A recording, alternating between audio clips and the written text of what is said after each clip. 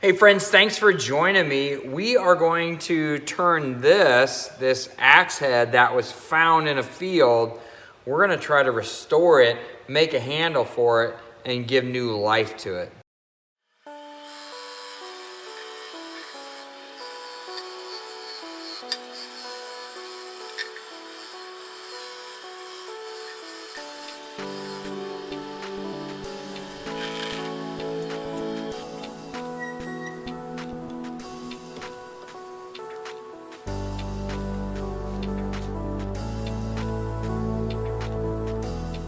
All right, friends, there you go.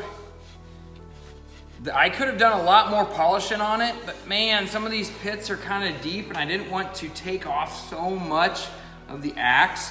So I just decided that's good enough, that'll work. It's sharp and I believe it will work. I made a handle out of ash for it because if it's not ash, it's trash, what they say.